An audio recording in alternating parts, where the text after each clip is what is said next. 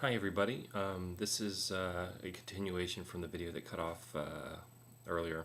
So what got cut off was about 3 albums here, it looks like. The first one is Wilco's, get this angle correct here. Why am I having issues here? There we go. Wilco's latest, Wilco the album. Sort of a backstory, I've been a fan of Wilco and Jeff Tweedy going back to his days with Uncle Tupelo.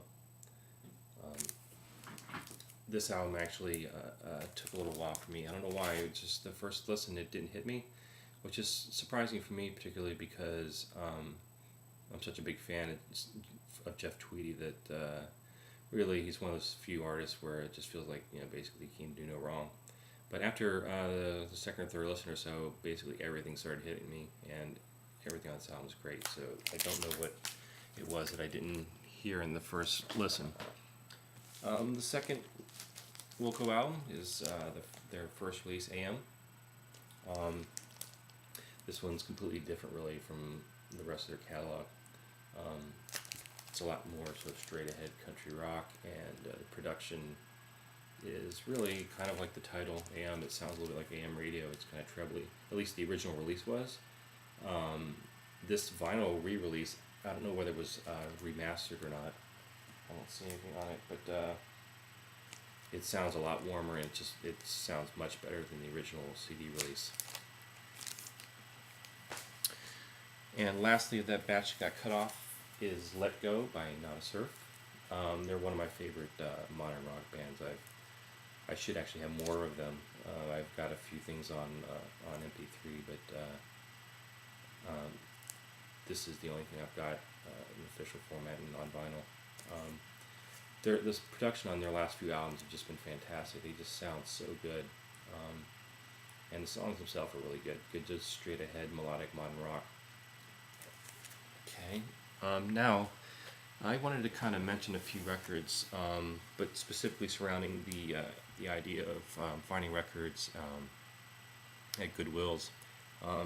Mr. Hoffman had mentioned a while back that giving the advice of not discounting or overlooking your local Goodwills, and that may be different for every market. I mean, maybe the Goodwills in certain areas aren't going to be particularly good. It just it depends on the people who live in the area, of course. But my experience here in the Northwest has been pretty positive for the last 3 or 4 months that I've been doing this. So basically, I go to Goodwills, I don't know, maybe every couple weeks. It sort of centers around my travels. If I'm just driving around town and I go by a Goodwill, I'll just, if I have time, 5-10 minutes, I'll just go in and check it out. I sort of liken Goodwill trips to fishing. I'm not a fisherman or anything, but just with the analogy of how when you fish, you could sit there for hours and not get anything. And that's sort of what it is with Goodwills. You might go in 3 or 4 different places, or 3 or 4 different times, 5, 6, 7 times, and then that 7th or 8th time you go, you see something you really like, and it's just sort of exciting to come across something. Which brings me to a story that I have from a couple weeks ago. I was out and about, and I was out meeting a friend regarding business and stuff, and I ended up meeting with him a little bit longer than I thought, but on the way back home I decided to stop at one of the Goodwills that I like to go to, and when I walked in the little corner where the vinyl is, there was a gentleman already looking through, and it's kind of a small area, so I didn't want to go over there and kind of be shoulder to shoulder next to him and start reaching for stuff that he might be interested in. So I kind of was peeking over the aisle, watching what he was looking at and picking out, and he had a stack of about 15-20 records. And so on the top of his record stack was a copy of the Beach Boys' Pet Sounds, which was kind of to me because I'm a pretty big Beach Boys fan and I don't have Pet Sounds on vinyl. So he walked away with it, and along with a stack of another 15 records or so, and who knows what the rest of those were. I think I saw a David Bowie record, so I mean, who knows, he might have had about 20 great records, and if I would have just shown up 5 minutes earlier, they could have been mine. So anyway, such is life, digging in crates for vinyl. But I do have a few random picks here, about 5 or 6 records that I've gotten over the last month or so at my local Goodwills, and so I mean they're nothing. It's not necessarily anything spectacular, but it just as far as just finding stuff that you might buy in a regular record store for $6, $7, $8, or online at eBay for the same price. You can get it through Goodwill for $1 or $2. Let's see, what do we want to start with here? Well, first preface what I'm going to show you with the fact that in the 80s, I grew up in the 80s. I'm 40, so I was a teenager in the 80s. And at the time, I was a fairly typical metalhead. Liked a lot of the commercial stuff and a little bit of thrash as well. But there was some stuff that I wasn't really into at the time that I've kind of grown into sort of liking later in life. One of those bands happens to be Kiss. I'm still, not, super familiar with them, other than, of course, all the stuff that everybody knows. But I have a few records here that I picked up, and I'm enjoying a lot more than I would have when I was a teenager. First one is actually their first record. This is self-titled. It's not the greatest of shape, it's some ringware, but for $1 or whatever you pay for it, the Goodwill, the record itself plays fairly well. Next, Love Gun. I got this the same day. There was 3 records, from the Kiss records, that I picked up at a Goodwill here. And last, as far as the Kiss records go, Rock and Roll Over. I think that's the title. I honestly didn't look ahead of time, but I guess it's Rock and Roll Over. Rock and Roll Over. Shows you how much I know about Kiss. But I haven't listened to this one yet, but it's got, I'm sure there's some of these songs I'll probably know if I hear them, but the most famous for now is Dr. Love, which everybody knows now from the Dr. Pepper commercials. The old guys hawking soda. But anyway, so we got some more here from other Goodwill visits. This is actually one I got from that trip that I was 5 minutes late getting some interesting records, but I had never seen this. It's the best of. I think it's probably was issued in the 80s, if I were to guess. It's got stuff from the Beatles era and stuff from his solo career. Everything from Something to My Sweet Lord, My Guitar Gently Weeps, all the good stuff he's done.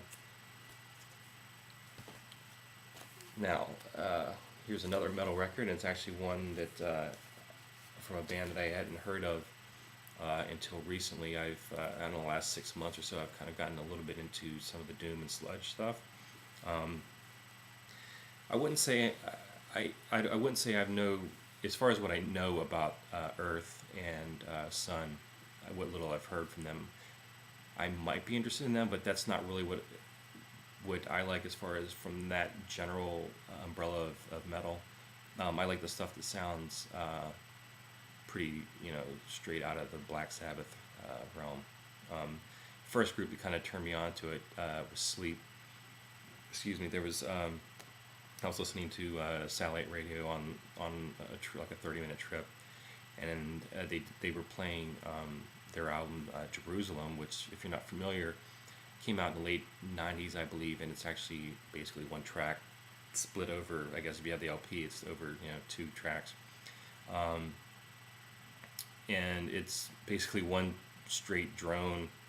The vocals pretty much drone. It's definitely a challenging interest. A lot of people or challenging listen. A lot of people just probably wouldn't get it, and that's cool. But it's I find it kind of interesting. Anything that pushes the envelope to me is cool. But back to the next record. It's actually a group called Trouble from the 80s. I think they did some stuff in the early 90s as well.